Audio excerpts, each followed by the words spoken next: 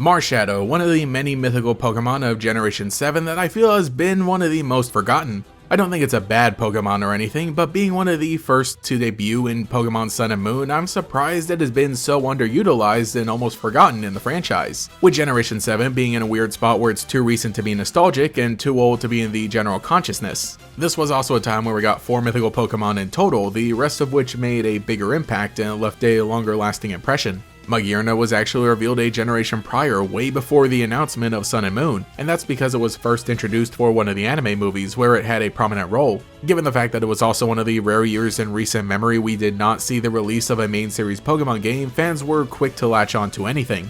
Once Sun and Moon finally came out, it was the first big mythical Pokemon to be implemented with a minor in-game event. It then went on to have an important role in the main series anime as well. Then came Marshadow, which had a lot of hype around it at first, but ultimately just didn't have the same staying power as the other mythical Pokemon around it. Sure, it did appear in the movie I Choose You, but rather than being the main focus, it serves more as the final battle for Ash to overcome. That movie as a whole just had a different purpose, and that was to be an alternate retelling of Ash's journey. So whenever it does get brought up, that's what most people remember, especially because the poster and promotional images only featured Ash, Pikachu, and Ho-Oh. There would later be a distribution event, and that is where Marshadow peaked, getting a unique Z move and technically having an alternate form called Zenith form. This doesn't really do anything, it's only a visual change, but I mean, hey, it does look cool. Fun fact, Shiny Marshadow looks almost no different from the original except when it's in the Zenith form. While it has some cool Pokédex entries and neat potential inspirations, all of which were covered extensively on Pokemon YouTube because this was Generation 7, it sadly didn't have any in-game event or acknowledgement. That isn't necessarily a requirement, but it does always make a mythical Pokemon feel more important.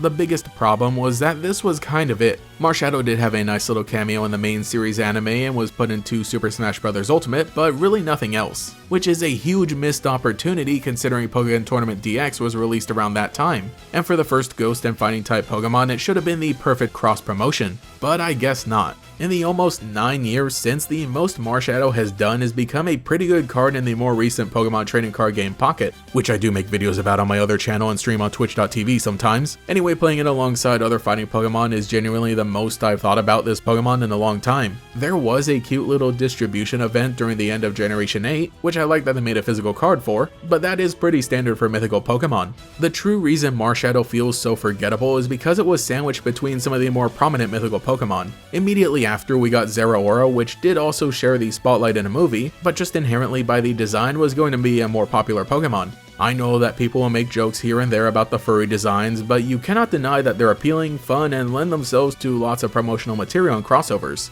Between a leak that set the internet on fire, a cool shiny raid event that brought the community together, and appearances in spin-off games, one of which being a debut as a playable character, it became the more loved Generation 7 Mythical. Appropriately, Zeraora shined bright and Marshadow lived in its shadow. And then right after that we got Meltan, which honestly got even more attention, Zarude, which had a movie that literally functioned because of it, and included it as a speaking character, and Pecharunt, which had its own full-on in-game event and connection to other legendaries that had it as a definitive Pokemon of the generation. So with Marshadow being sandwiched between all these more memorable Pokemon, and with the Pokemon Company honestly dropping the ball, it ended up fading into obscurity. Now that's a Pokemon that turns to the dark side if I've ever seen one. I have the high ground!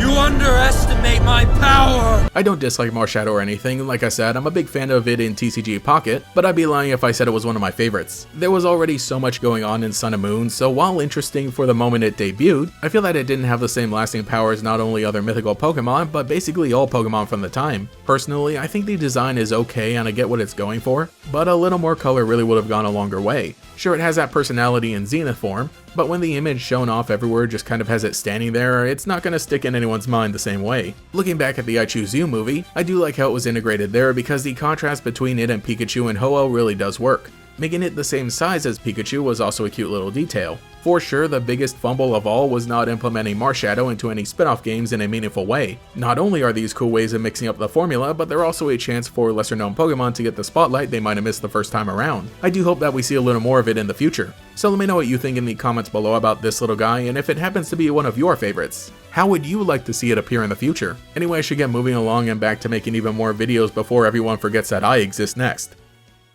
Thank you to every channel member for your continued support, including the Great Gators, Alex Switch Shiny Hunter, DeAndre, GigaWiiU64, Justin Dows, Queued Up, Isyan, Hero Pizza, Quay, That's Ven, Altaris, BB Wyatt, Tyler Hopper, Lockadox, KoiKoi13, Cemetery Hill, Cosmo Zero, Rainfrux, Cheez-It62, GatorKid509, TF, Mathaclock947, Taijirai, Justin R, Phantom, and Quago. If you would like to support, see your name here, get access to emotes for comments, live streams, sometimes early videos, and our monthly podcast I know you're still getting caught up on, you can become a channel member today. You can also follow me on Twitter as well for more memes. Anyway, this is GatorX, and I'll catch you all later.